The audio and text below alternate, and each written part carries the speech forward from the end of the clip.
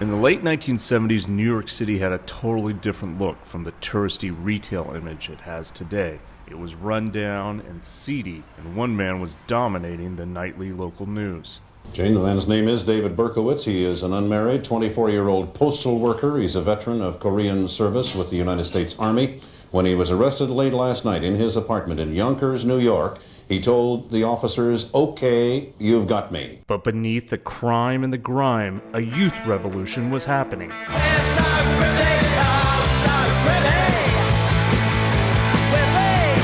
As punk rock was bursting onto the scene, smashing right up against the glitz and glam of disco. Amongst this cultural supernova, a Long Island teenager was taking it all in, cultivating her New York attitude that would serve her well for the road ahead. New York is a grind. What I mean by a grind is that nothing comes easily in New York. You got to push, shovel, and fight for everything in New York. But she wasn't so quick to trade in her bell-bottoms for Army green, as she started to think about her uncle who had come back from Vietnam.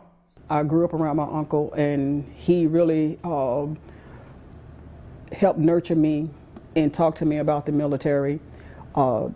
It cost him his family when he came back, but he still thought it was worth it. He still said, regardless of everything it has cost me, serving your country is always be worth it. And just him talking to me as a little girl and coming up and constantly instilling to me to serve your country, give something back to your country, no matter what it costs you, is worth it. It's the reason I joined the military. According to the U.S. Bureau of Labor and Statistics, a woman made about 62% of what a man made in 1979. The U.S. Army started to move towards equality with President Gerald Ford signing a law that allowed women to enter the service academies like West Point. But when Janice Murrell enlisted, her company commander sat her down for a dose of reality.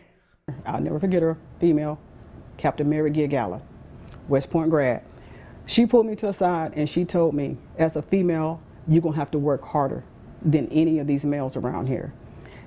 And because she understood the dynamics of being a female, even though she was a West Point grad, she understood the dynamics of being a female in the Transportation Corps and being in the Army. She knew it wasn't easy. And so she did put me to the side, and she did make me work a whole lot harder. Murrell's hard work did pay off, and a star was placed upon her chest.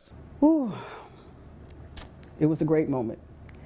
I said to myself, it's all the struggles, all the proving, it was well worth it for the women who came before me and for the women that's going to come after me. But there is still a long way to go. In 2022, we shouldn't just be the first now. It's time for us to move forward from the first, and we need to have a succession of women now at this point in time. Number 12, number 13 to have, did this, number 15 to have done this. We should be past the first in all branches of service.